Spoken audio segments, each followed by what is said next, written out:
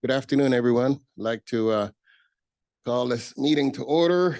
This meeting of the Sacramento Metropolitan Fire District Board of Directors regular meeting Thursday, October 12th. It's 6 p.m. on the dot.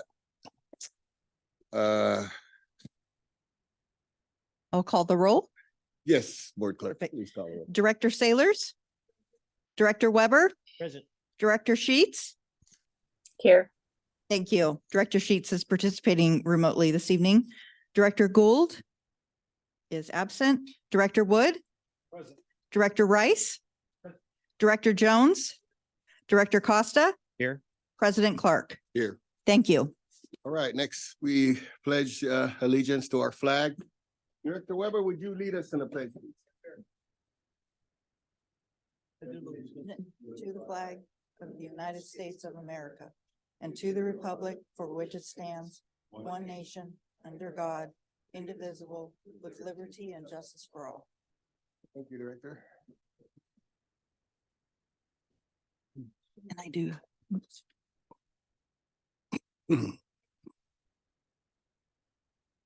Metro Cable announcement.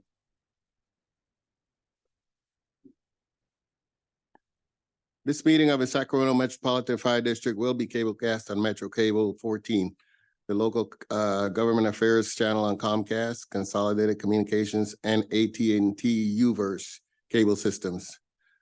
This meeting is also webcast at metro14live.saccounty.gov. Today's meeting replays at 3 p.m. on Saturday, October 14th, and again on 2 p.m. on Wednesday, October 18th on Channel 14. This meeting can also be viewed at youtube.com/Metro Cable 14. Next, we go to public opportunity to discuss matters of public interest within district jurisdiction, including items on or not on the agenda. Do we have any speakers, Madam Clerk? Yes, we do. We have a speaker card from Roger Mitchell. Okay, Mr. Mitchell, come forward, please.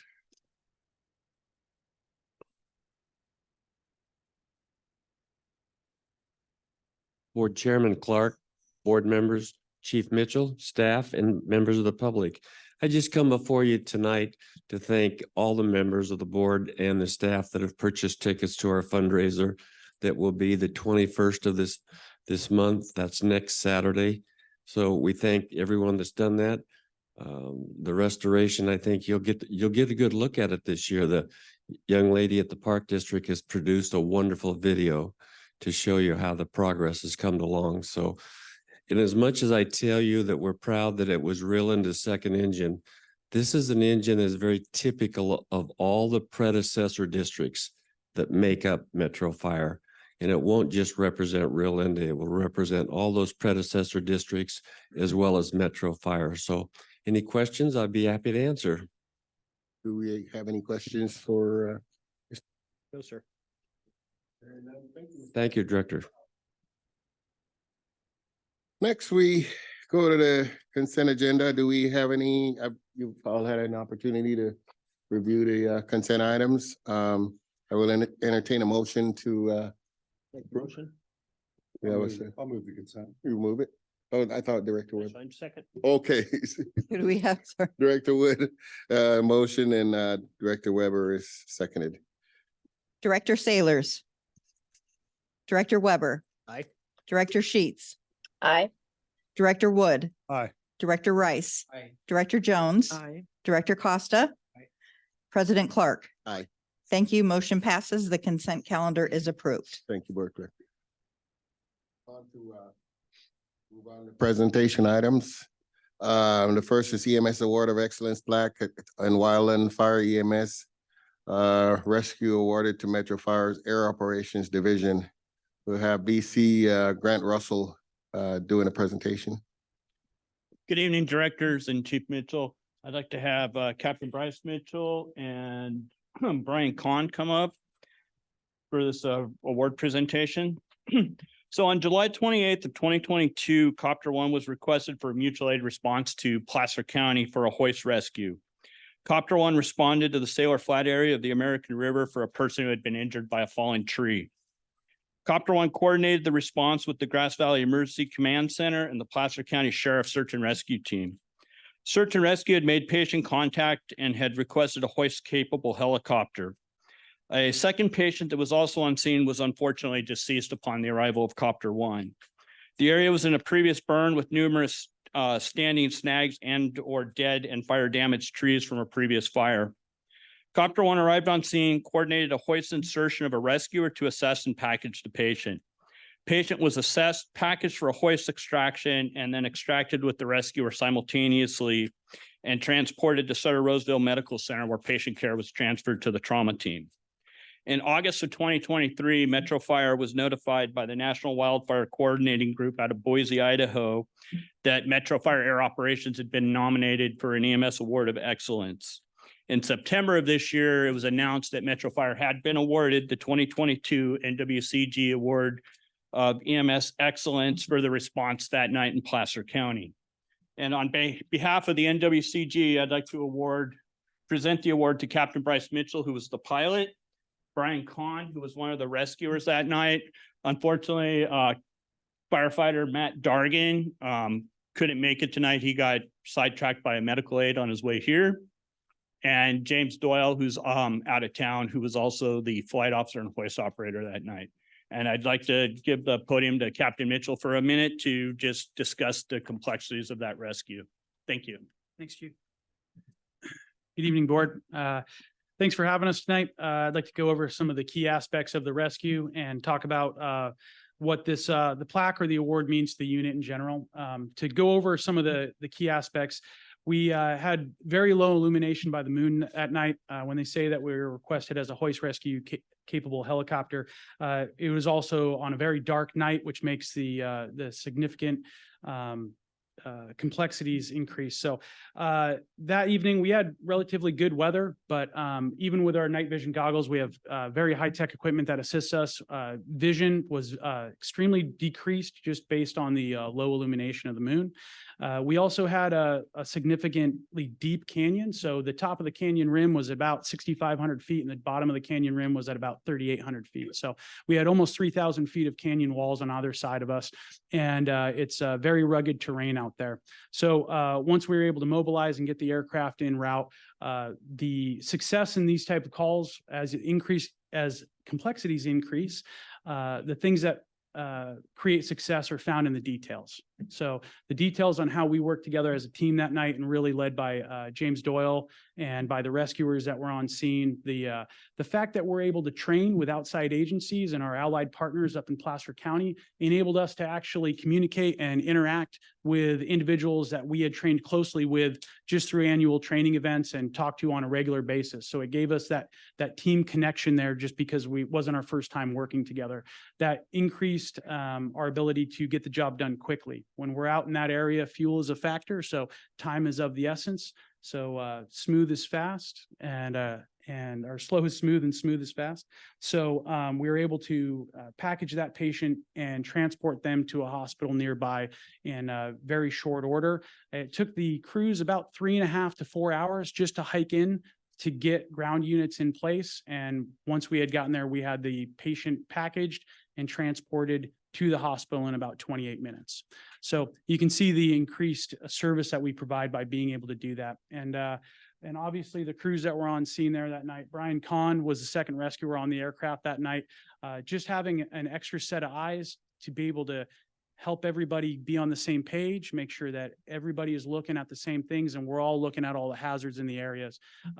It's all a result of the training that we're able to do and the support that we're able to get from the board, from the district in general. And so it gives us a great sense of pride to be able to have a positive outcome for a young individual who was in a very unfortunate situation. So thank you for the support that you guys have provided, because really the plaque and the honor goes to you guys. Thank you. All right.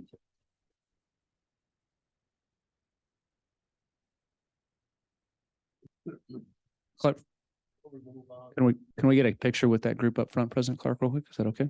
I'd like. All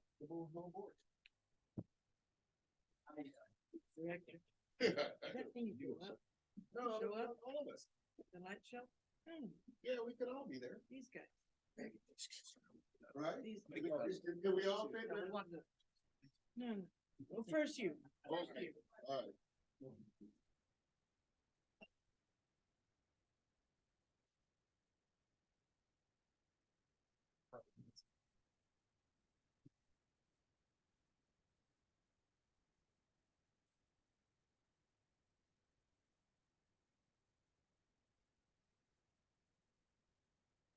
And, we need another one with the book. No, it's your, it's there. No, it's there. Okay. You're afraid of heights anyway. Well, I'm gonna include everybody. No, that's. Thank you, gentlemen. I don't know if we had any questions for, BC Russell, but yes, we did. All right.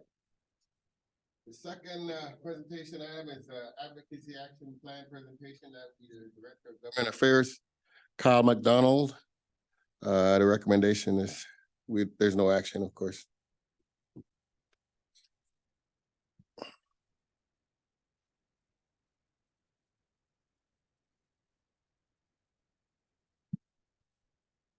So, good evening, directors. I am going to kick off this presentation tonight with a little bit of background for you and tie it to the May workshop and Saturday, where we had talked about a number of things in the strategic plan.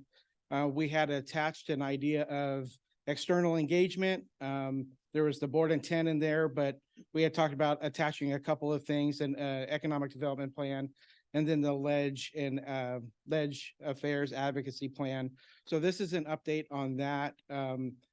I'm really excited to say we took the comments from that day, that Saturday, and I gave them to Kyle. And we tried to come up with something that met the board's intent and the comments from that day, that gave us some flexibility to move in this space, but also create better awareness for the board and what we're doing and what we're trying to accomplish. So I'm really excited for you to see what Kyle has done, and we're hoping it really meets what you want us to accomplish. This tonight is a proposed framework, because we talked about a subcommittee, we talked about a policy. This is maybe something in between that gives us a little more flexibility, gets us in front of the board more often on topics. So this is a proposed framework. If the board likes the framework and wants us to move forward with it, we'll want that in your comments or thoughts today. And then we'll look to finalize this product and then move to what's the actual work? What are we trying to accomplish? And what are the big issues that are facing the district, but also the fire service in general? So with that, I'm going to turn it over to Kyle and we'll get started. Thank you, Jeff. As mentioned, I'm Kyle McDonald, Director of Government Affairs here at Sacramento Metro Fire. President Clark, directors, Chief Mitchell, everybody here in the audience. I appreciate this opportunity to talk with you all today about this. Before I delve in, just want to make sure you guys can hear me okay. Good? Okay, wonderful. All right, so this was the point that Jeff would mention earlier. This is the strategic planning process and framework. And then you'll see the little bottom right-hand corner, the legislative priorities and advocacy plan. That's what I'm here talking with you all today about. Before jumping into the actual presentation, I think it's important for you guys to know who is talking to you all today, for you to understand where I come from, my background, a little bit about what has led me here to this position here, and a position that I am deeply proud to hold. I have spent over a decade working in the legislative, policy, and political arena. That's been here in California, my home state, born and raised in Monterey County. Went to Sacramento State, and then took a political and legislative nomad approach and moved around the country a bit before coming back to Sacramento. And in the past several years prior to coming to Metro Fire, I was the Director of Government Affairs at the Sacramento County Sheriff's Office. So different badge, but same care for the community. And this is something that I do want to say. I know Director Weber and I have talked about this before. To me, public safety, it really isn't just professional, it's personal. My father spent over 30 years in the fire service, so I can fully appreciate all of the work that you all do, as well as everybody in the crowd as well. Like I said, it's personal. So I think before delving into the full presentation and the full framework, I think it's helpful to define a few terms to make sure that we're all on the same page of what we're talking about here. This presentation is very much geared towards the state and federal legislative side of things. There is, of course, local engagement and local policy that gets folded into government affairs. That'll be more on the stakeholder engagement side of things with a little bit of bleed over into this. So for the sake of this presentation, if you notice an absence of strong discussion or discussion at all on the local side of things at cities and county, that's the reason why. So to me, government affairs for the purpose of this presentation is its strategic engagement with the legislative and policy process. It's relationship building with key decision makers.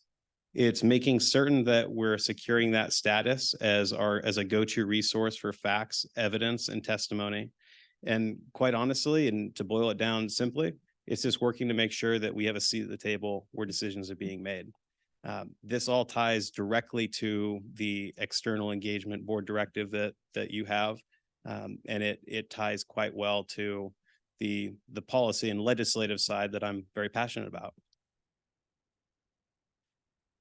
Now, when I started creating this presentation, I took some time talking with you all, talking with folks, and thinking back to other government affairs programs that I've seen, that I've worked with both personally, indirectly, directly. And it really came down to three specific things. A successful government affairs program, as I would define it, is one that thoughtfully balances the needs, goals, and objectives of the organization leadership with the desires and feedback of the agency's members, while looking through the lens of always providing the best possible services to the community. This is something that I'm going to hammer home throughout this framework. It very much is a collaborative effort. It's not just one person says this, that's what we do. It's very much making sure that we take a holistic approach to a successful program, because we're only going to be as successful to make sure we're on the same page of what we're pushing for. Not only is collaboration key, but quite honestly, community is key as well.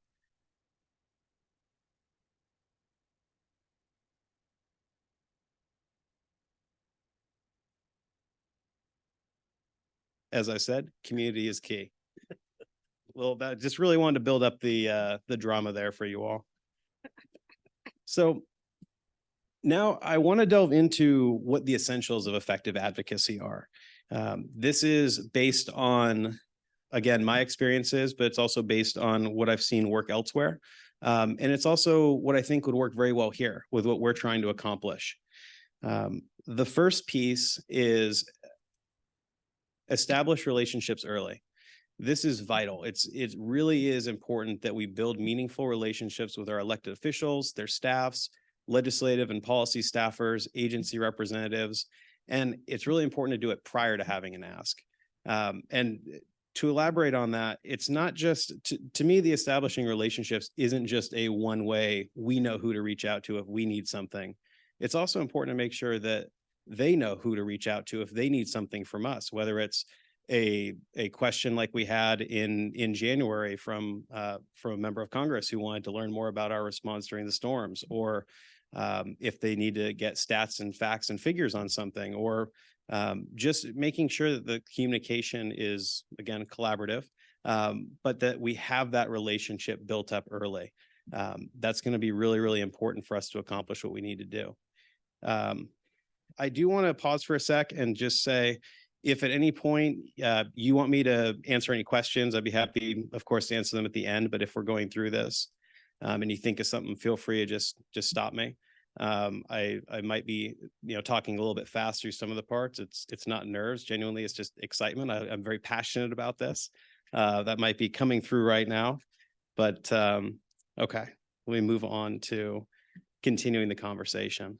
So it really is not good enough for us to just beginning of the legislative session, meet with our legislature, meet with our state and federal staffers and just say, hi, we're Metro Fire. Here's what we're about.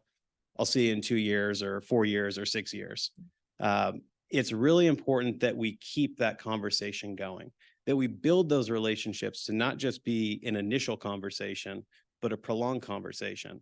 It's about finding reasons to talk with them. It's about finding opportunities to, if we're having a station dedication, making certain that we're reaching out to their staffers. It's about finding opportunities to, we saw this news story, or we did this great thing in the community. We just want to make sure your office has seen it. It's about making sure that we have sustained and active engagement. That goes with not just the elected officials, but their staffers as well.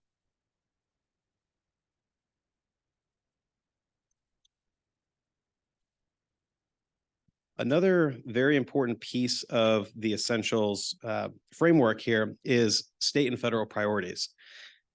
When we want to meet with our elected officials, you know, just talking about what we're seeing, what we're doing is one thing, but the main purpose is also to make sure that our priorities are being heard, that our goals and objectives are being heard. And a framework that we can build with state and federal priorities is, you know, essentially it's a focused priorities list. It's priorities that we'll establish, of course, with your feedback, with feedback from our agency and feedback from partners as well, to see, okay, what does Metro Fire really need? And I know that for the directors who have been on the cap to cap trip, we create that specific priorities list. We would do a similar thing here, where we have Metro Fire's state legislative priorities and Metro Fire's federal legislative priorities. This is something that we would communicate to our elected officials and their staffs in the late winter, early spring period of time, and I'll delve into the seasonal approach shortly. But around that time, we're doing kind of those new legislative session. Hey, here's what our priorities are this year. It's my goal that the first year that we have that leave behind crafted, it might take a little bit of work and effort to get that paper to where we want it. But in terms of fine tuning it for future legislative sessions, it's really about building upon it and making sure that we're fine tuning it how we want. And certainly that's done collaboratively with you all. So I mentioned the late fall or late winter, early spring period. I want to make certain that Metro Fire and quite honestly, the fire service in general is taking active year-round engagement on advocacy. Forgot the word of my entire presentation, on advocacy. All too often, I've seen that a lot of fire agencies, they will just focus on the legislative session when that's happening from, you know, January through September, and then October for the governor's signing deadline. Or on the federal side, they'll just weigh in or just pay attention if there's a bill or a funding opportunity or congressionally directed spending, and not have a true year-round advocacy plan and not have a true year-round effort to make certain that they have external engagement with their elected officials. So instead of getting into a calendar-centric, January we do this, February we do this, September we do this, I really look at it seasonally: spring, summer, fall, winter. This is strategic in a sense. Looking at the federal government is a great example right now, in terms of typically when they need to have a budget passed, September 30th. Right now, we're operating on a continuing resolution and conceivably going to be coming up on another one soon as well. So instead of getting to a deadline centric September we do this, October we do this, I keep it more vague to allow us the flexibility to adapt our plan as necessary. So in terms of spring, there's a lot of words on this one, so I won't bore you by reading it all. But to me, spring is our starting off point. This is when we will begin monitoring, tracking, engaging on various legislation based on our priorities that we talked about earlier. It's also a time when in 2023, out of the 2,600 bills that were introduced, over 1,000 of those were what's considered spot bills, essentially placeholder bills where the legislature intends to do something on something. Maybe they might gut and amend and do something else, but they at least might do something. Those bills are important for us to be able to lean on procedural and historical knowledge to help determine what might come of those. But this is also the time when I'd like to see us doing our, I don't want to say introductory meetings, but reintroductory meetings for the new legislative session. This is our chance to highlight what our priorities are, to find out what they're working on, bills that we might be able to be supportive of, but also extend the hand to offer our assistance as well. If there's legislation they might be thinking about, or they've already introduced that they would like a letter of support or that sort of thing. So this is also the time where at the state level, the budget deadline is June 15th. So if there's fiscal impacts and benefits potentially on the table, or quite honestly, always on the table for the fire service, ideally, we need to make sure that we're staying engaged there as well. Summer engagement, this is our recalibration time. This is our chance to take a pause, see what has come from the spring, see what has happened with the budget, shifting more towards the policy side of things. And quite honestly, one of the benefits of Metro Fire being California's largest capital fire agency is that when the legislature goes on summer recess, they're here. They're not going down to LA or San Diego or up to Siskiyou County. They're staying here in our backyard. And it's a great opportunity for us to keep having those meetings, not just over at the state capitol, but to bring them out to our stations, to bring them out to our training facility, to bring them out to our headquarters for a briefing. It's an opportunity to organize ride-alongs or potential opportunities for them to see firsthand what we're seeing, what we're doing, but also allows us to reiterate our policies, our priorities, and again, another touch in with our staffers. That last point there at the federal level, this is the appropriations season, will be around this time.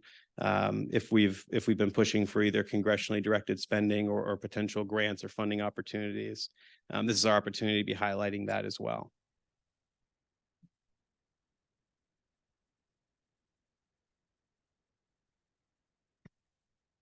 Fall. This is the crunch time. This is the busy season, both at the state and federal level. This is when they have the sign, not just the actual deadline to pass the bills, but then the governor's deadline to sign the bills. This is that period of time where there's going to be a lot of flurry of amendments, a lot of late night texts and phone calls as we figure out what the latest is on something. This is that time period where it's just a mad dash to the finish. This is also in a normal Washington, D.C., the end of the appropriation season at the end of September. So again, the fiscal impacts. And you've probably seen a common theme here. The fiscal impacts truly are year round, which is just hammering home the point to make sure that we have an effective plan year round as well.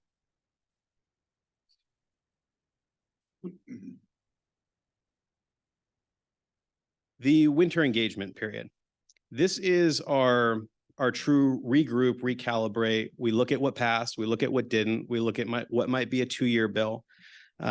This is also a really important piece to me, is a thank you effort for the bills that did pass, or the members who took a vote that we wanted.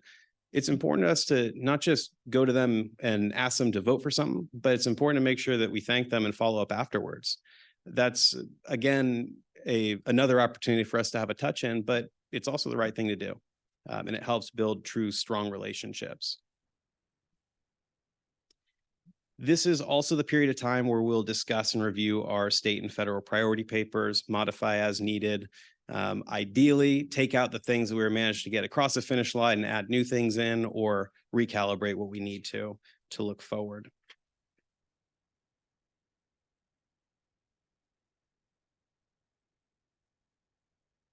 I will just cover this one real quick because I want to be respectful of your guys' time, but the essentials of real-time monitoring, making certain that we're knowing what happens as it happens is critical. Especially as we get to that fall flurry where committee hearings, things might change, amendments might happen. We very much rely on and lean on our other partners in the legislative and policy arena. They are a huge piece of that puzzle, but this, by ensuring that we are monitoring in real time what's going on, we're able to act fast and make sure certain that Metro Fire's priorities get conveyed accordingly. Now, with those 2,600 bills or 2,900 bills, I apologize. It just keeps going up. Not all bills are created equal. As much as I enjoy holding up in my office and reading legislation, that's not even a joke. I genuinely enjoy that. There's no way that I can read and monitor and analyze 2,900 bills and advocate for those effectively. So I want to make certain that I categorize and that we categorize those into 3 tiers. Tier 1. These are our highest priority bills. These are the ones that we're down at the Capitol. We're talking with our state and federal partners, in-person meetings, letters of position, witness testimony, and also regular updates. That's a really important one. I don't want to operate in a vacuum. I very much want to make certain that you, the board, our chief, our district, understands what we're doing, and more importantly, why we're doing it. These bills will always align with our Metro Fire priorities. Tier 2, these are our bills that are important, but the strategic engagement and the strategic strategy there will be led by our allied organizations, California Special Districts, FDAC, California Fire Chiefs, CPF, and others. They'll lead the strategy side of things. That's not to say that we're just taking a backseat approach. We still might provide letters, testimony, facts, stats, all of the above, but the actual forward push strategy will be led by our allies. Tier 3, these are bills that might affect the fire service, but not necessarily affect Metro Fire. There's a few bills that come to mind where it's important for us to still have them on our tracking list, making sure that we're still aware of them in case something might change or things get amended. But these are bills that don't necessarily rise the level of direct engagement being needed.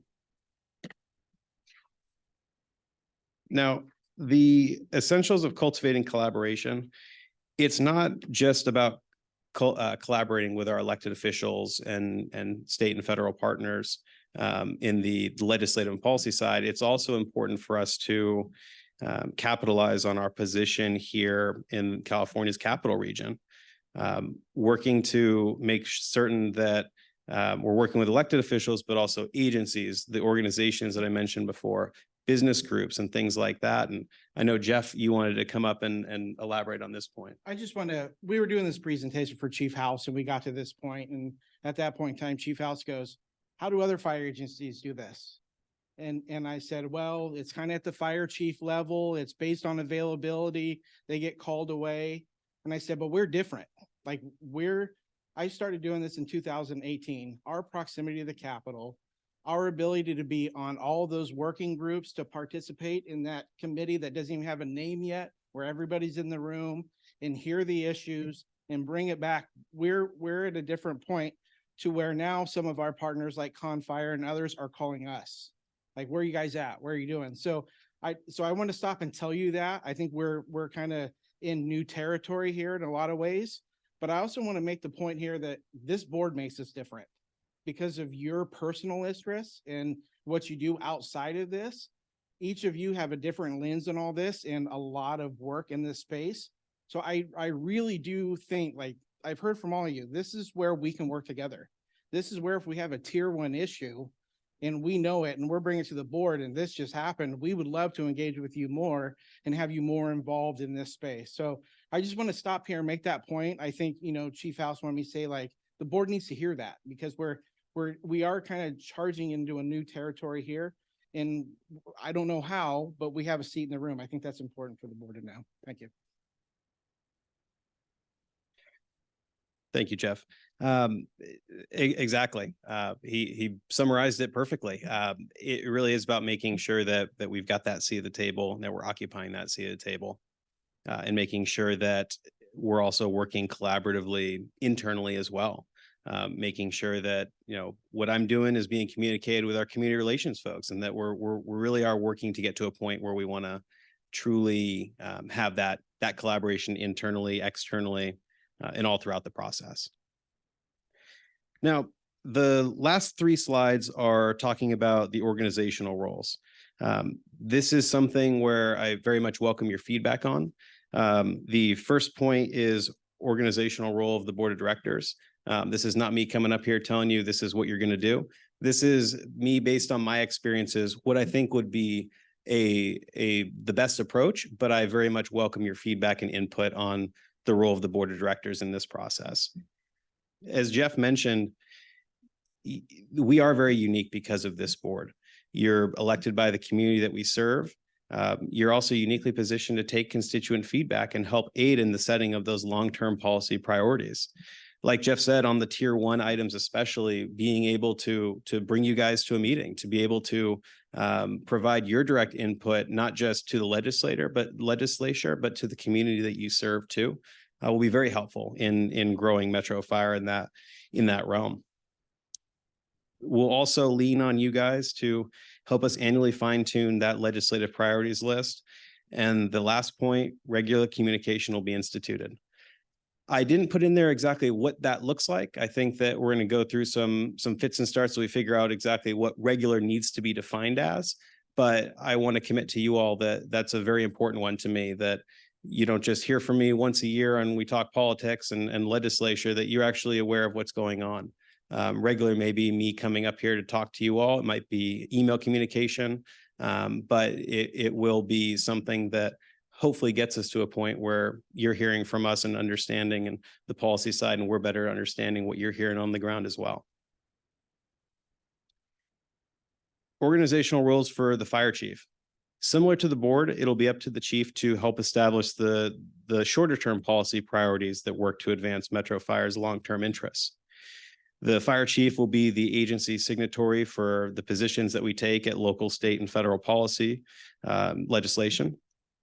And when Metro Fire is asked to testify before a legislative body, typically or meet to discuss substantive policy, the chief or his or her designee will be the lead individual tasked with appearing in that regard. And then what does that mean? Right. Sorry, I have a quick question. Yes, absolutely. May I ask a question? So on the writing of letters, that's really based on the framework of we put together as far as our priorities. If there's something outside of that, what's the process? That's a fantastic question. I think that's something that we would need to kind of further flesh out and see. Mhm. As of now, anything that we put a letter of support for, tier 1 will already be part of our priorities list. Okay. But the priorities are also going to be written in a way that allows us more latitude to engage, instead of the policies being AEB insert number. This is our priority. It'll be broader. It'll be first responder, mental health and wellness, or talking about funding opportunities for a sustained workforce, things like that. Okay. So it won't be as technical and in the weeds, but that is something that we can definitely further flesh out. That's a really good point.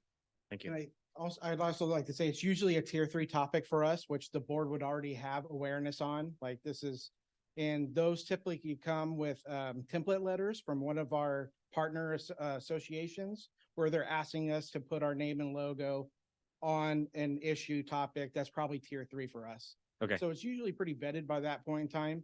Happy to keep the board on what we're signing and what we're doing in that space as well. Thank you. Any other questions on the role of the chief? Okay. The role of me, I am a strategic resource to you all, to the chief, but also to our entire agency. It will be my responsibility for helping set and implement the long and short-term priorities. It will be my job to follow up on this action plan and further flesh it out to make sure that it is a living document that works for Metro Fire. And lastly, it will be me who is the gentleman who's the legislative liaison to our elected officials and policy professionals, leaning on my experience and my connections to make certain that we get that seat in the table and are able to occupy it. Now, I'll wrap this up by saying that this is what we're trying to do here is it really is a trailblazing effort. There is no real template beyond this because this isn't something that a lot of fire service or fire agencies have.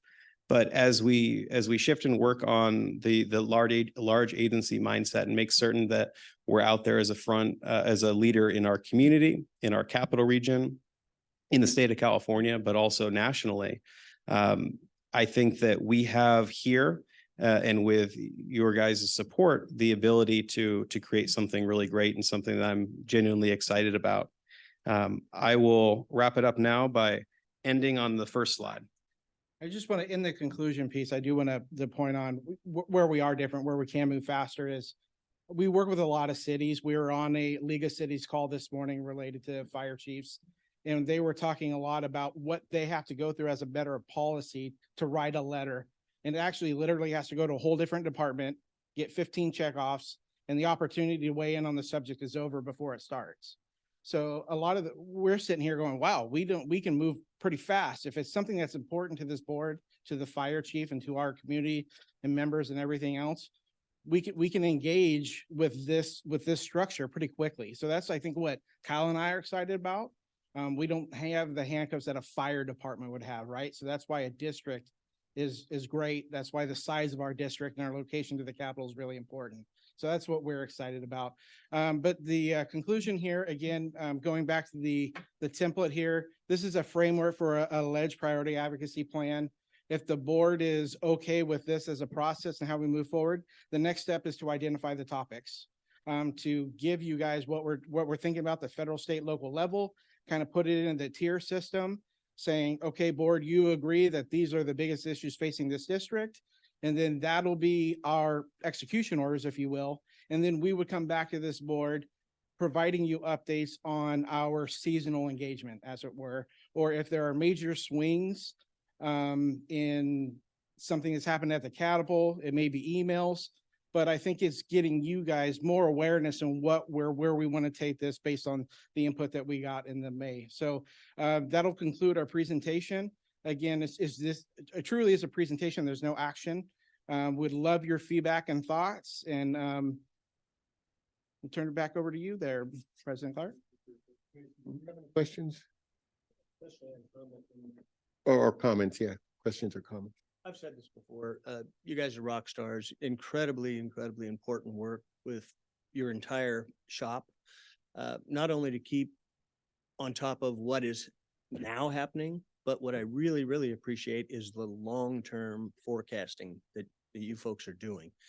And to get us on the road to achieve some of our goals long-term, again, hats off to your entire team. Thank you. Thank you. Just real quick, Kyle and Jeff, thank you so much. Metro Fire's on the right track. This is really important, and I appreciate your plan, your explanation, and the explanation of execution. And I would say you certainly have some folks that are pro-budget for you on this. You're on the right track. Thank you. Thank you, sir. I was just going to follow up to that too. I mean, I think this is exactly where we need to go. And so I think the framework's perfect. I'm looking forward to the next steps and really looking forward to how we pull in the local piece. Yes. Because I want to make sure we don't leave out those partners. And I know you mentioned that. But I also think there's an opportunity with those partners, right? So I think there is, and thank you for that. I should have mentioned what I intended to do with that last night. I got excited like Kyle did, where this could go. After we get the ledge piece finalized and the board approved, we're already working ahead to get to the stakeholder engagement piece, which I know is of particular interest to you. So that is our very next thing that we're going to start to tackle. There is overlap between ledge and stakeholder. I think Chief House has some new thoughts on how do we get more of this agency engaged and the stakeholder side. So we're trying to factor that in, but that'll be the next thing you'll see from Kyle and I. great. And the level of communication you guys have laid out, keeping this board informed, I think is key. and important. And it sets you up for success. So thank you for doing that. Absolutely. Anyone Thank you, else? everybody. Thank you very much for this the presentation. This is very exciting for Metro Fire. Our future. All right. We are going on to action items. First, we have 5 items on, four on the on the agenda for action items. 2 of them will be done in closed sessions, and then we'll report out. The first 2 is adopt a resolution for project delivery method, Zinfandel Phase 3 build out, and that would be administrative analyst Erin Castleberry. Good evening, Director Clark, Welcome. directors. Tonight, we are very excited to bring you our next steps on our Zinfandel Phase 3 build-out project. I know I sent some communication out about this ahead of time. Basically, how we have regularly done our construction projects is a design bid build, whereby we hire an architect, we go through the design, and then at the end of the design period, we bid that out in a competitive process, go with the low bidder, and build our project. So that is great when we're pretty much in control of our schedule, we're in control of the budget, and we know exactly the specifications we need. Fire stations pretty much are our business, so we know exactly what needs to go into those. We have built several, in the past 15 years. So we're very comfortable with that project methodology. The Zinfandel build-out project is a different project. So we have some stakeholders in the project. Obviously, we have state funding in the mix. There's a potential for federal funding in the mix. And we really do have some stakeholder constraints that we need to be cognizant of in the delivery of this project with regard to timeline and budget. So with that being said, luckily in California, the public contract code does allow districts, when the board, the governing body, believes that it's in the best interest of the district to employ a design build project delivery method, they can make that determination and make the determination that using a best value methodology, whereby it's a little more of a collaborative effort. It does not have to be low bid. It's very qualifications based, and that will help the project to have efficiencies in budget, efficiencies in schedule, and get everything delivered quickly and with less complication. So we're excited and think that it is in the best interest of the district to move forward with this project delivery for this particular project because of these considerations. So tonight we're asking the board to approve and concur that it is in the best interest of the district to utilize a design build project delivery, and also to utilize a best value methodology for the evaluation. The staff report outlines sort of what the process will be. It's a 2-step process, and all of this is per the public contract code. So it is first a request for qualifications process, which we intend to put out pending your approval tomorrow. And that will solicit qualifications from any design build team that wants to potentially bid on our project. Those will be evaluated with really a focus on experience and qualifications of the team. So at this point, they're not going into too much of exactly anything about the project itself, but it's more based on their past experience and how qualified they are to do this kind of project. So we intend to shortlist a few firms after that process, and then at the beginning of the year, release a request for proposals for the actual design and build of the project. So with that said, I'll answer any questions you have. Do you have any questions or comments? No? Great present. See, that's the benefit of sending that information out ahead of time. Much appreciated. Okay, Great. yeah, we, So you'll okay, so notice that this is an a action item. very long resolution. Right, it is, and. Not we- a normal resolution. And all of this is crafted, obviously, we did employ outside legal counsel specifically for the design build project. And they helped us craft this to make sure that it hits all of the points that that will meet all of the statutory requirements, basically. Yeah, I found it to be very thorough and very informative. Yes. So very concise.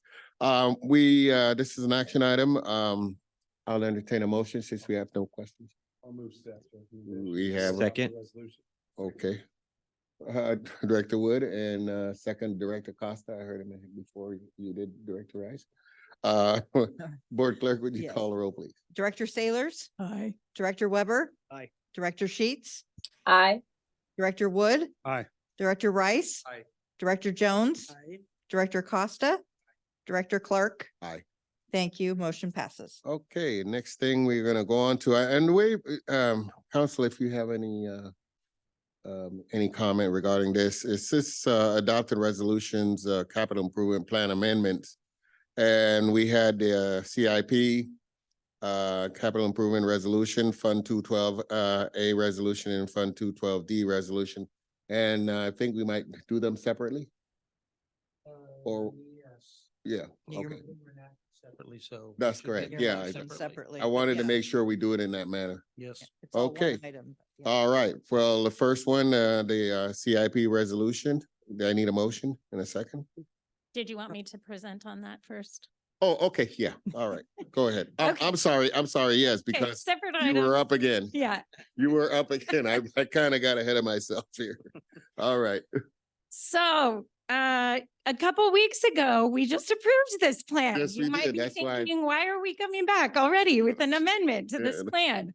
Well, because it is a plan. That's the purpose. It is a plan. When we put it together, it is our best effort at what we believe is the needs of the district at the time that we put it together. Luckily, our CIP policy does allow for deviations from this plan with board approval as our needs change. So you did approve a project for a squad vehicle acquisition actually last budget year. And due to lead time and needing to finalize specifications, we rolled that project forward to the current year. And tonight we're asking the board to amend that project or amend the CIP to approve additional funding in that project to allow the acquisition of one additional squad vehicle. So the total would go from 3 to 4. So we've been in contact with the vendor that we are trying to acquire these vehicles from. And as you know, we've been talking about this for quite a while.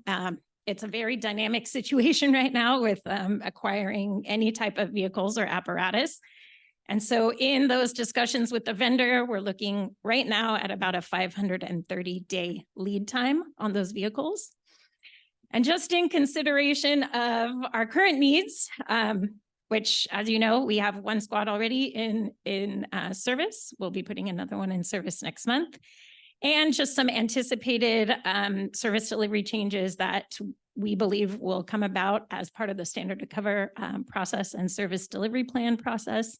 We feel that it is in the best interest of the district at this time to add one more vehicle to get it ordered and on the books to allow us the most flexibility in consideration of the long lead time. In addition, the auto workers are going to be on strike here. So we don't know exactly what impact that may have on an already heavily impacted industry. And so we feel like we're going to be really behind the curve if we don't try to pull the trigger on this now. So we're asking the board's approval to go ahead and amend that project, which luckily our policy does allow. And I'll take any questions you have on that. any questions to come? Yes, we do. So moved. Second. All right, motion by Director Rice and second by Director Jones. Please call the roll. Board Clerk. Director Sailors, Director Weber, Director Sheets, Aye. Director Wood, Aye. Director Rice. Aye. Director Jones, Aye. Director Costa. Aye. President Clark. Aye. Thank you. That Okay. CIP. The next item on this action item is the Fund 212 A resolution. Basic. Do we have a okay. motion? Yeah, we have a motion, okay.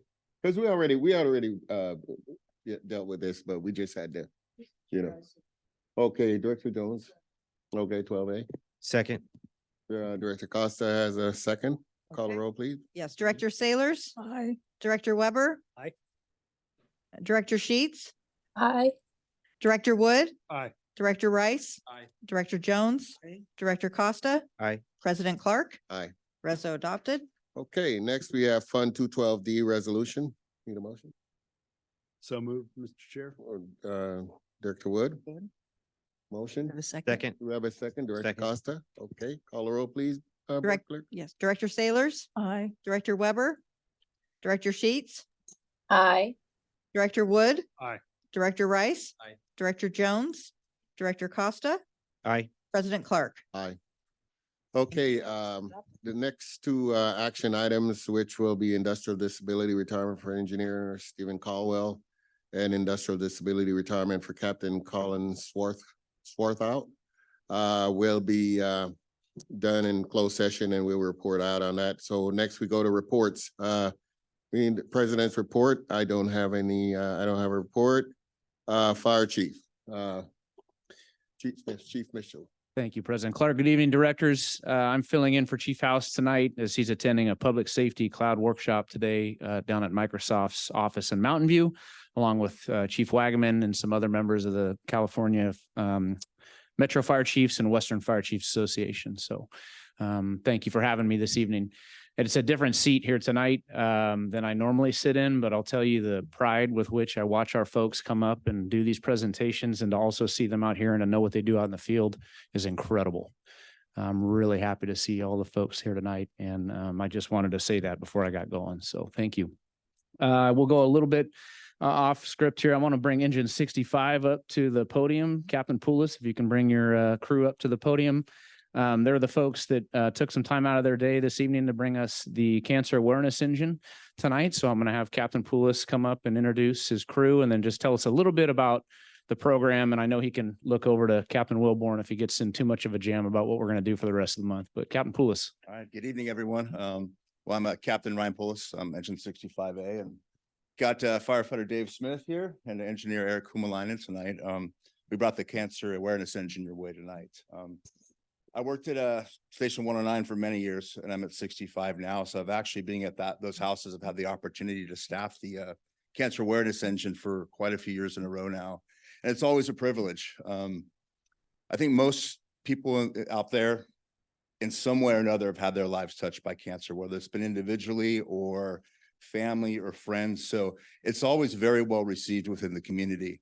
You think that a big red fire engine going on the street catches some attention. We'll take something with a half and half bright pink and blue paint job. And we attract a lot of attention everywhere we go. So it's always quite a conversation piece, whether we're at a grocery store, on a call, wherever we might stop. We've always got people asking about it. And a lot of times they just want to know what it's all about. And that's what we'll kind of just let them know that, you know, for 2 months now, it'll be on the road and it's just to promote getting yourself checked out for breast cancer this month, for prostate cancer in November, and any other kind of cancer that's out there. Yeah, it's been a lot of fun. Just driving here tonight, we've got a lot of folks honking horns, waving at us, thumbs up. So a lot of folks in the community are aware of exactly why it's out there these days. So it's a fun deal. There's been a lot of public events with it. I know there's a lot on the roster. I know that Captain Wilborn's put a lot of work into this program.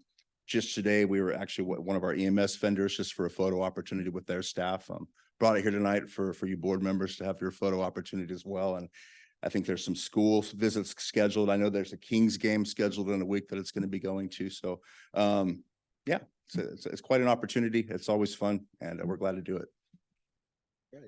Thank you, Captain Poulos. questions? Appreciate that. Yeah, or comments? Thanks for what you do, and Chief Mitchell, glad to see you got your patches on, and hopefully we'll see more of those on our members throughout the month. So Thank you, Captain. You bet, absolutely. All right, thank you very much. All right. Thank you, guys. I Appreciate appreciate you. it. I know I surprised you to tell you to stay, but I appreciate that. So thank you.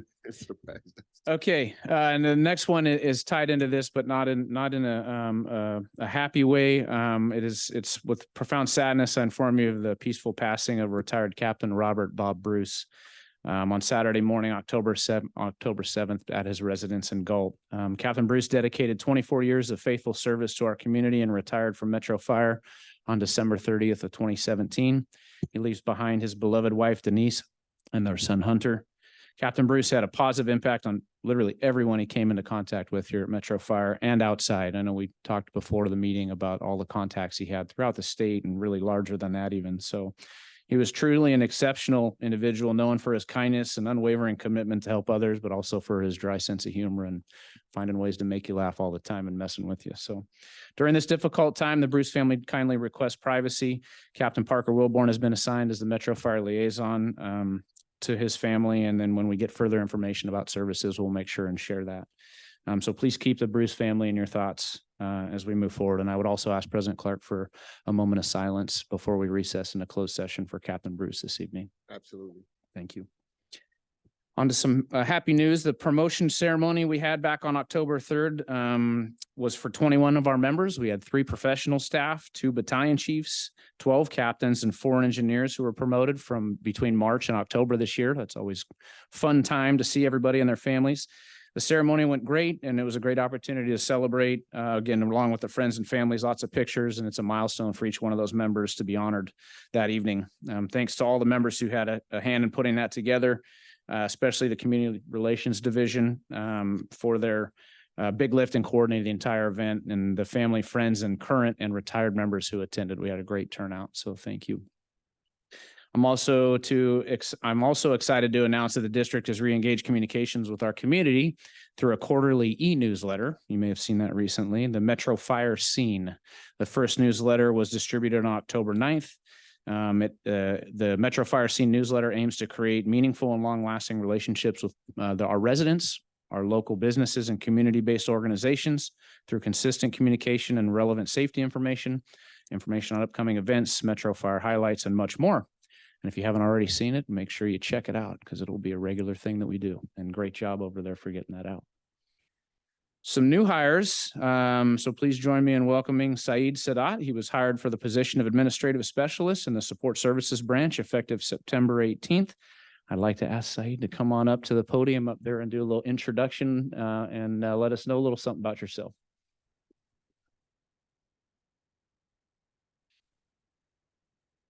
Good evening, directors. My name is Saeed Sadat, the new admin specialist with Support Services Division. Welcome. Thank you. I'm coming from Yolo County Health and Human Services Agency. I worked with them as an office support specialist.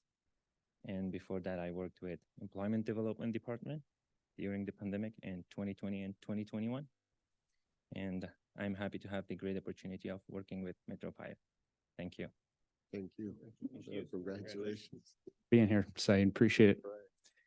Welcome to the team. Welcome, yeah.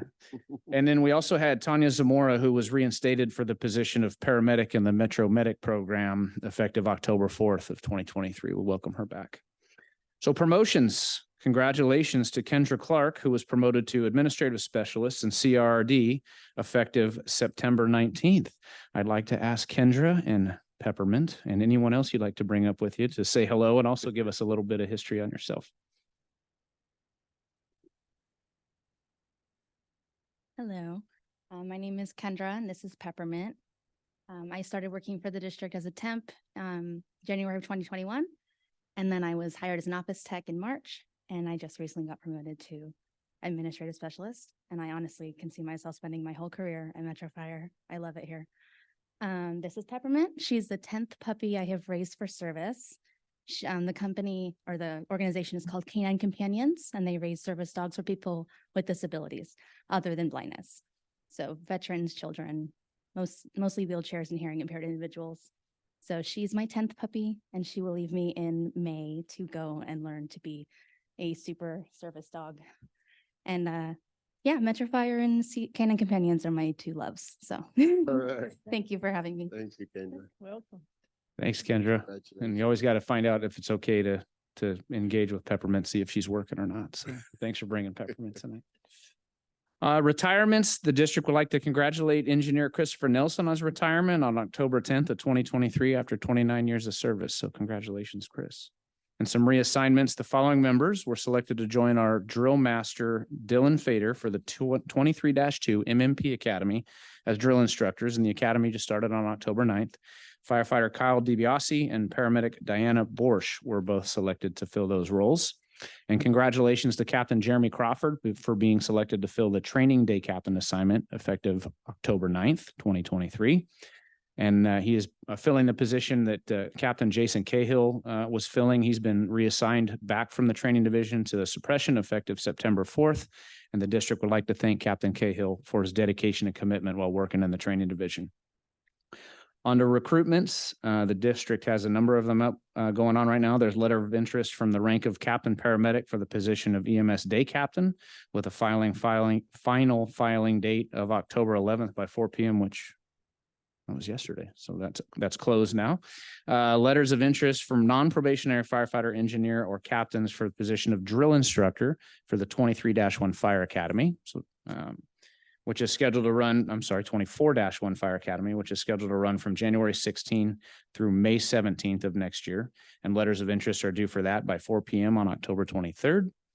And then applications are open for both internally and externally, the position of fire mechanic with a final filing date of Halloween, October 31st by 4 p.m. And the last item I have for you tonight is a follow-up on the lift assist fee. Back on June 8th, Interim Fire Chief Haverty brought to you an item about exploring a lift assist fee when we respond to for-profit care facilities for patient assistance requests or public assistances. I'm happy to report on the July 27th adopted fee schedule ordinance 2023-02. It's included in this fee structure for the recovery of actual costs and allows us to continue to explore further implementation. So that was a good step to take.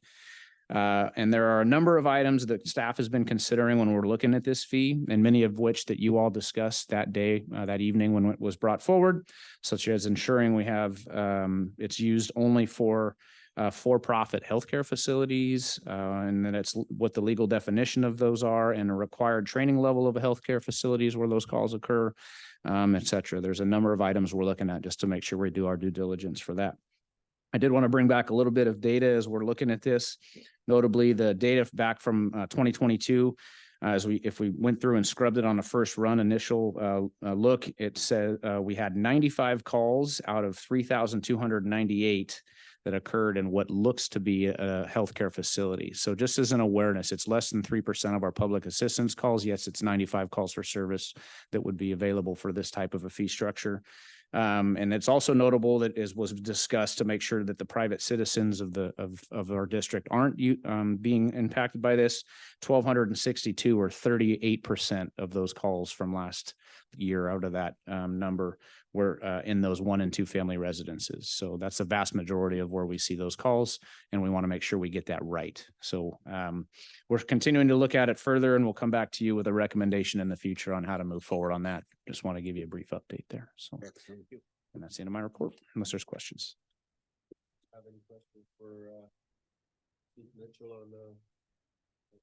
on the Chief's house report? Do we have none? Okay, thank you. Thank you, Chief. Great report. We'll next move on to the operations report. Assistant Chief Green, Chris Green will report. Thank you, President Clark. Directors, Chief Mitchell, everybody. Chris Green, Operations Branch Assistant Chief. I'm filling in for Chief Mitchell, who's not in the front row, who's over there.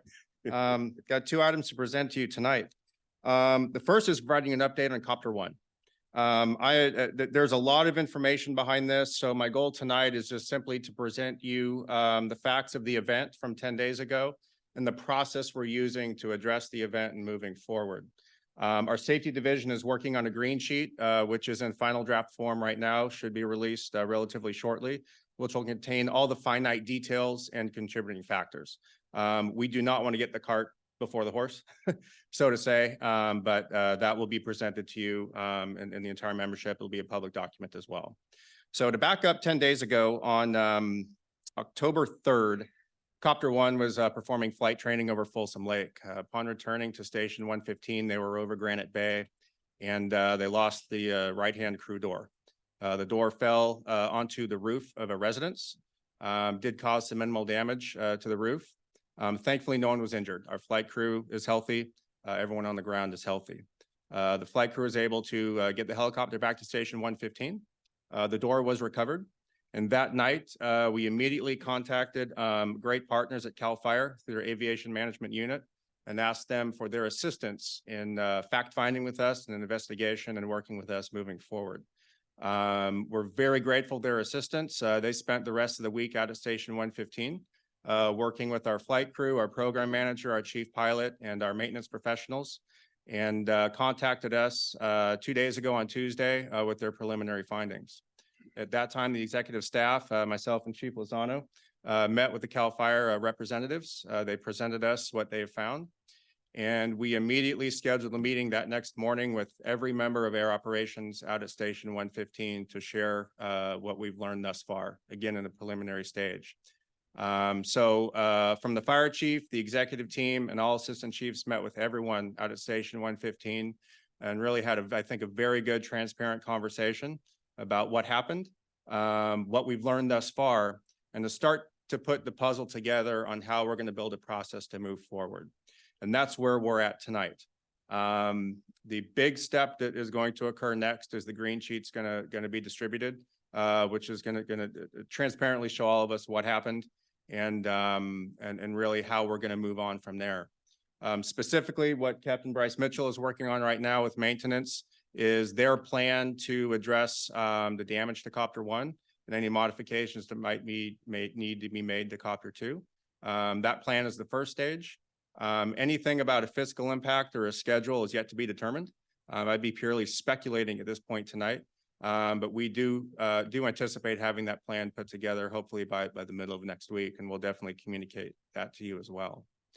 Couple more important things to point out is our support services branch and facilities division have worked seamlessly with the homeowner on the repairs of their home and developed a good relationship with those folks. So we're very grateful that the pure professionalism, what we do on a daily basis occurs regardless of boundary, jurisdiction, and so forth. And I also want to share that we are in a safety stand down right now. Traditionally, these occur, for 48 to 72 hours. We're continuing to extend that. So we're not in service at the moment. We're not even going to project an idea of when we're going to be back in service. There's a lot of things that need to line up, but we'll keep you apprised of that process as we go forward. Next, difficult topic revolves the events in Israel.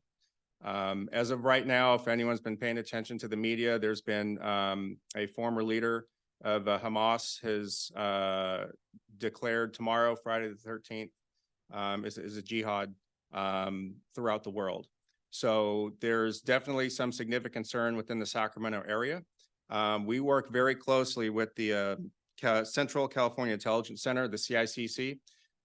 They send information out whenever they have any sort of terrorism, whether it's domestic, international threats, to let all public safety agencies know. On average, we get one notice every couple weeks. We've probably had close to a dozen notices within the last 48 hours of this evolving topic. So that revolves into what does that mean for us? What does that mean for our folks in the stations? What does that mean for our infrastructure here in Sacramento? There are no credible threats that have been passed on to us at this point. However, all of us from the business of the fire service, we're very aware of what arson looks like amongst religious facilities. So we're also very aware of our responsibilities to our citizens, but we're also very aware of the health and safety of our members. So we're working closely with the safety division with our battalion chief, Tony Peck, who's working with our emergency operations plan, specifically on civil unrest, to make sure that's available for everyone. And rest assured that the health and safety of our members is the #1 primary concern. And as long as we have that taken care of, we can respond to anything that comes our way in the community. And we do work very closely with local law enforcement at a watch commander level and a shift commander level moving forward. So time will tell. but we're well prepared. That concludes my report tonight, unless you have any questions. Thank you very much. That's for the transparency on the helicopter issue and also on the alert. I hadn't heard that about the jihad thing. Well, that's unfortunate. Do we have any questions for ACG? No comments? Okay, thank you. All right, we're going into administrative report. Chief Bailey, welcome back. Thank you. Been seeing it a little bit. Good evening, Board of Directors, Board Chair, Chief Mitchell, colleagues and staff. I'm Ty Bailey. I'm the Deputy Chief of the Administration. I have a report for you this evening.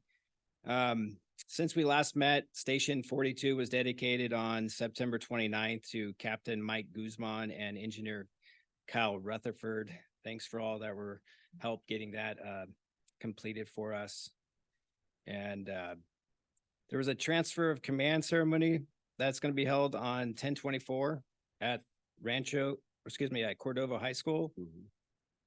Fire Prevention Week is October 8th through the 14th. The theme this year is Cooking Safety Starts With You. It's a reminder for those in our community that cooking fires are the #1 cause of home fires and home-related burn injuries. The cancer awareness engine that we spoke about earlier, I'd like to thank Pro Style Wraps, the Sacramento Kings, the City of Rancho Cordova, Local 522, and several other organizations that helped put that together for us and get it wrapped. Something also I'd like to point out, we spoke of Captain Bob Bruce's passing. After his first battle of cancer, it was Captain Bob Bruce that came up with the idea to wrap the engine. Wow. And so as that's going around to bring awareness throughout our community, it's, put in perspective. Because he's a great captain for us, did a lot of great work in EMS as well as many other divisions, so he will be missed. Events that are the Cancer Engine will be attending in the future. Thursday, October 19th, it'll be at the Kings game. On Saturday, October 21st, it's at the Sac State football game. Wednesday, November 1st, it'll be at the State of the City for Rancho Cordova. And then also it'll have various photo shoots throughout the area, including Rancho Cordova PD and Fire Dispatch. So thank you, Parker and Community Relations, for putting this all together for us over the next 2 months. And then last, for Community Relations, I'd like to congratulate Allison Mayhew, who passed her probation with Metro Fire. So congratulations. Finance. The Finance Division has quickly pivoted from budgets to audits and is working closely with our third party auditor and have those completed by the end of the year here, December 31st. Board members should have received a fraud risk survey and are asked to submit responses by the end of October. So if you haven't, please let us know and I'll have our CFO work with you on making sure you get that information. Thank you for that reminder. All right. Yeah. Let's see, HR, Human Resources. We have office technician recruitment that closes October 13th. And there will be testing on October 30th. Operation Data Analyst closes on 10/13. Fire Mechanic closes on 10/31. Paramedic interviews are scheduled for 10/5, 10/12, and 10/19. So those are being held every Thursday. And then next week, October 17th through the 19th, we have 87 EMTs that will be interviewed. Wow. Amazing. That's great. And we have 2 MMP paramedics that have deferred to the 24-1 Academy. So we have a total of, for the Firefighter Paramedic Academy 24-1, we'll have a total of 20 going through background currently. So we have 12 external paramedics and we have 8 internal paramedics from the MMP program that'll be going to the Fire Academy of next year. And that is the end of my report. Any questions? We're happy to answer those. Yeah. Do we have any questions or comments? Director Weber? Chief, are we still on target for November 1st with the TPA? I would say that I'll have to get back to you on the exact date. I think right now they're working to get it done. I can't guarantee it'll be done by November first. Yeah. Let us know, please. Absolutely. Thank you. I don't want to commit to something and it gets pushed back a few weeks, but I know they are working diligently to get that accomplished by November first. Thank you. Yep. Thank you, Chief. All right. No further questions or comments. All right, great report. And finally, well, we also have a support services report, but I don't think Chief Wagaman is not here today, so we don't have a report. Thank you. All right, we have firefighters local 522, Battalion Chief Matt Cole, whom we haven't seen in a while. We're glad he's back. He's been busy doing a lot of business out there. I missed you too, President Clark. Yeah, I think you did. Good evening, and yeah, I'm back. Yes, sir, in person. In person. I'd like to start by thanking Chief Mitchell for his words about Bob. I spoke with Denise, and the family is obviously mourning Bob's loss, but at peace, and they appreciate all of the calls and support that they felt from Metro Fire and the region and the state. Bob was and is a very special person that will be with us forever, as is memorialized on the side of that engine. So thank you to Parker for making that happen timely. I'm sure there was more than just Parker making that happen, but I appreciate all the work that went into that. So thank you, brother. I also appreciate the comments about from Chief Green about our preparation for some of the challenges associated with the conflict going on over in Israel right now. We have a member who has dual citizenship.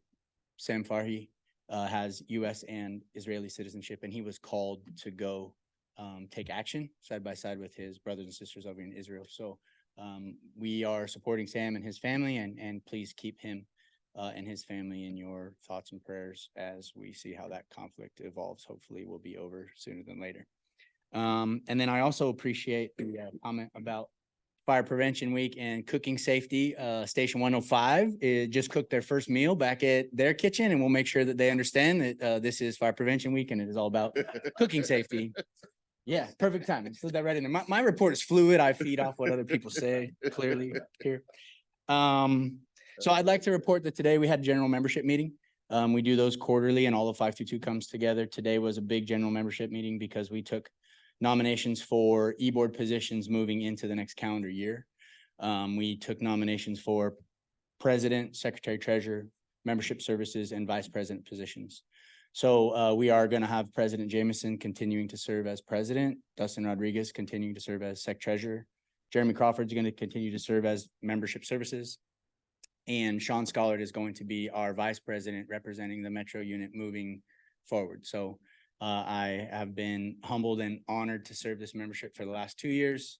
And I am very confident in Sean's ability to lead the membership and work with management as we move Metro Fire forward into the next calendar year. So that was exciting. And my wife is pumped that Sean's taking over. I feel like just a weight lifted off my shoulders. I am happy to report that we're continuing to look at the deployment changes as reported by Aaron, the tweaking of the plan and the ordering of resources to be able to look at our standards of coverage and evolve our models and look at two-tiered systems for ALS and BLS coverage for ambulances, but continue to provide ALS care off of those squads. Not only are we moving in a very positive direction, but regionally we're setting the roadmap as that it was reported today at Jungle Membership that Consumness is also ordering 2 squads and starting to duplicate the things that we've been pioneers on. So I challenge all of us to continue that motion moving forward, and I appreciate the labor management collaboration as we work on all of that. Also, we had a very exciting call today with folks from the California Joint Apprenticeship Committee. So we have great opportunities in front of us to build a partnership with CJAC for paramedic training. Earlier it was stated, I think by Captain Mitchell, about promotions. And one of those battalion chiefs promoted was Chief Joe Aldrich, who he came through our initial paramedic internship. He's the first battalion chief to be promoted that came here at a level of service which was not the level that we set as a standard, ALS care. He trained to the level of ALS care, provided service to the community, and now has moved into the battalion chief rank. So we want to get back to that model of growing our own and training people up to the level that we want to provide service to our community. And so with CJAC. I think there's a really exciting partnership there for post-employment apprenticeship in the labor movement. That's very important to get blue collar workers into these jobs and get them trained up to the levels in which we want to provide service to our community while continuing our partnership with American River College. So we have a number of really exciting opportunities in front of us, and it is very unique to us. We are just 2 organizations in the state that have this opportunity. So I could not be more excited to continue to explore this with the leadership team. Let's see. I, as was pointed out, have been gone a little bit. I've been very busy, and I'm very proud of the work that we've been doing at the local level. Very recently, we've had meetings with some of our folks on County Board of Supervisors talking about our service and things that they can do to help support community-based paramedicine and some of our deployment, looking for revenue streams. We've met with our LEMSA medical director a number of times, and Dr. Khan is very aggressive on sitting with Metro and City and some of our other major stakeholders to look at the 2-tiered system, and Local 522 is right there in the middle of that conversation, and I'm very proud of that.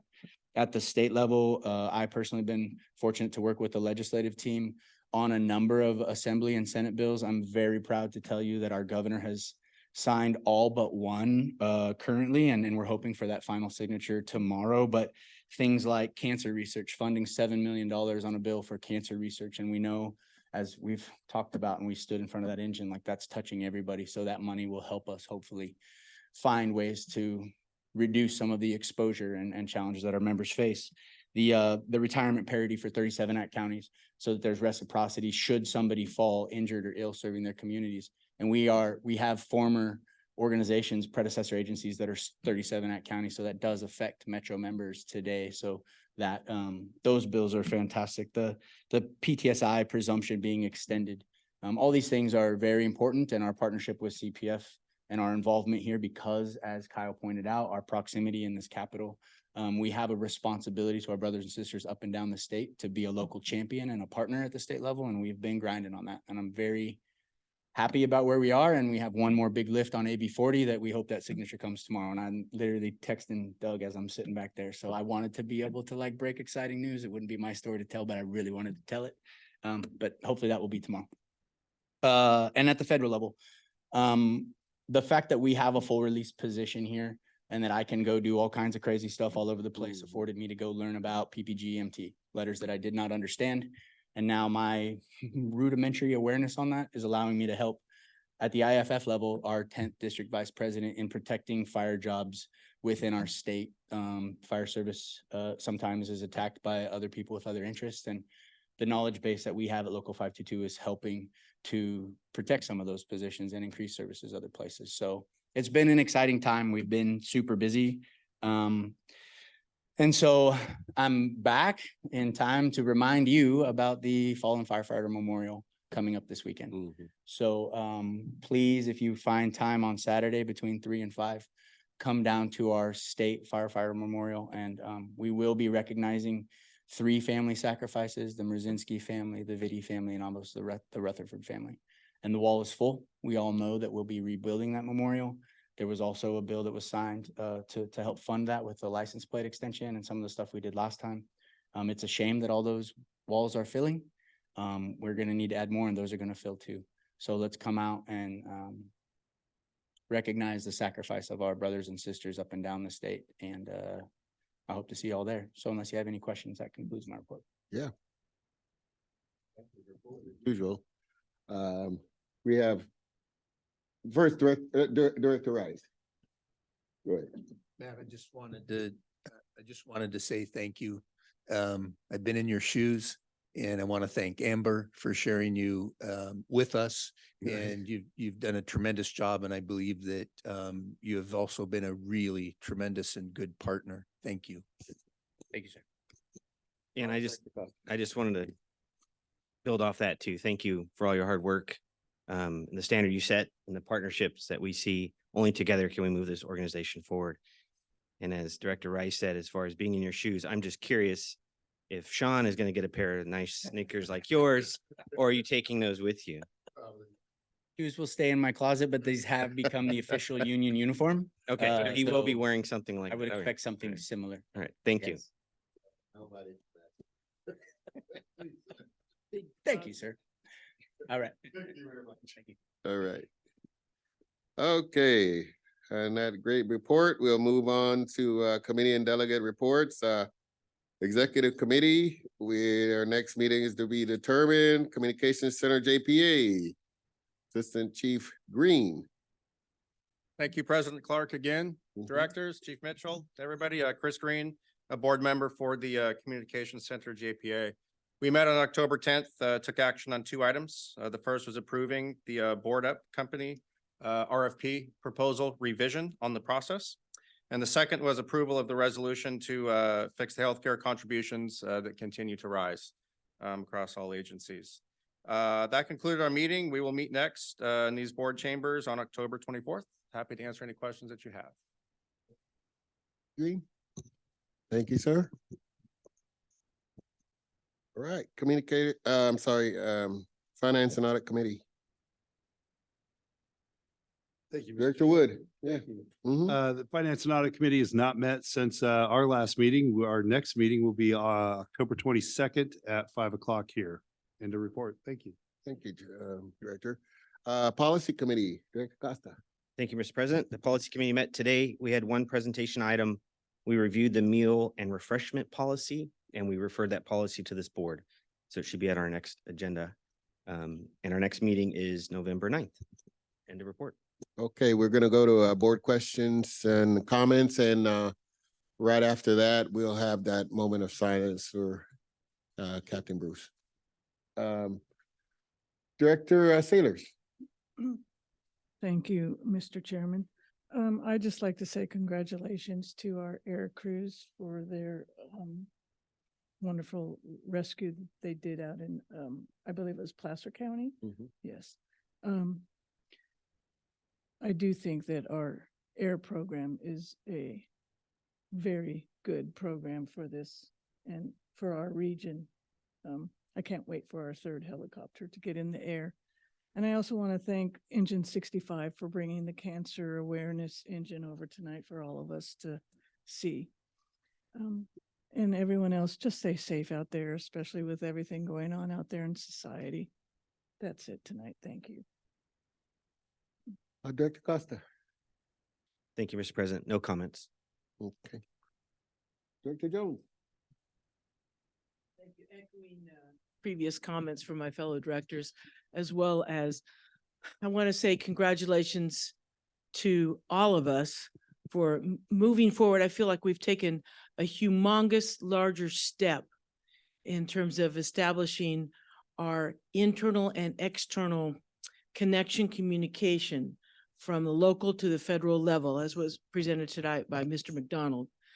This is, I've been waiting a long time for this to happen. A lot of us have been chirping at the side saying, hey, what's happening here? What's happening there? And I am just delighted to see a cohesive plan for us to really step into a leadership role. Again, and thank you to, all the promotions, retirements, et cetera.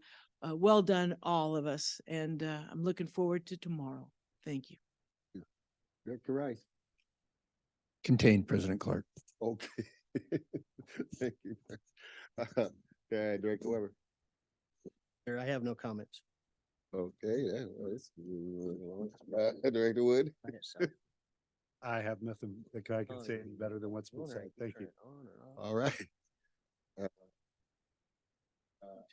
One thing I want to hope and pray that our crews are safe out there in view of this threat that's happening. And I also want to thank Kevin Coleman at Station 58 for a little tour of the dozer program. I got to ride the dozer a little bit and not run into any fences or anything like that. So it was a little intimidating, I must admit. And I thank Chief House for also setting that up.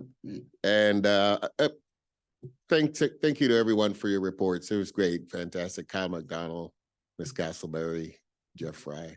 You guys are fantastic. So appreciate you.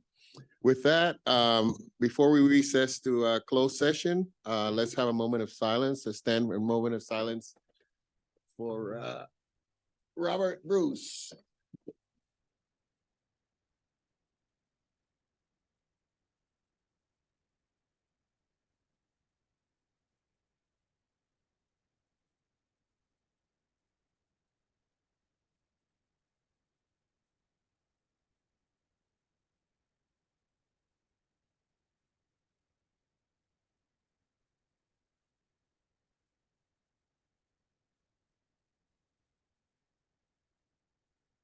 All right, we'll recess to the closed session and hopefully.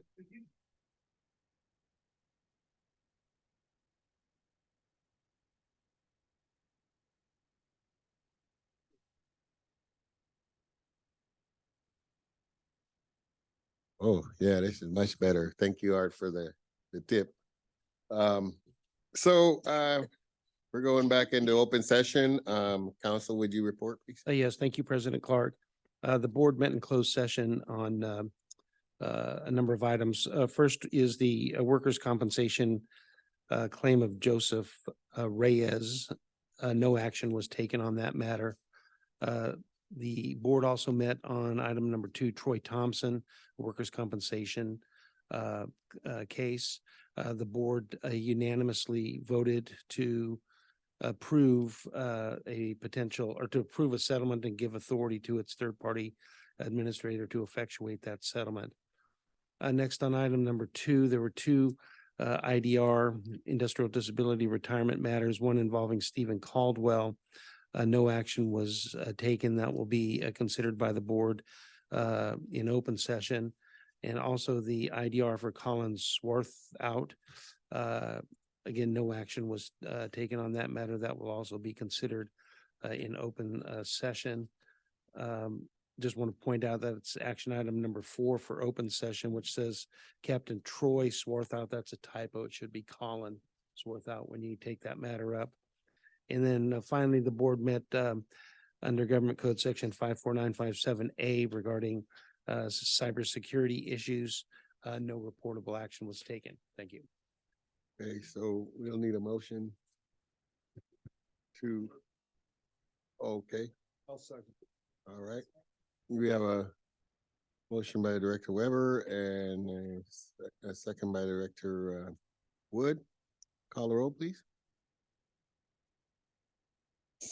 Director Sailors, Aye. Director Weber. Aye.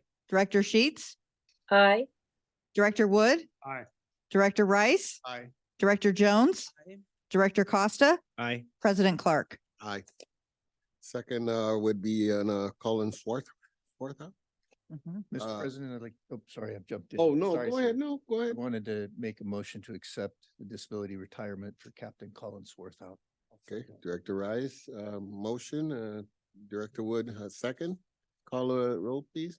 Yes, Director Sailors, Aye. Director Weber. Aye. Director Sheets, Aye. Director Wood, Aye. Director Rice, Aye. Director Jones, Aye. Director Costa, Aye. President Clark. Aye. Thank you. Motion passes. Okay, our next board meeting will be, a regular board meeting will be October 26th at 6 p.m. And the next one is November 9th, but we're worried about the 26th. Having no further business, I adjourn this meeting.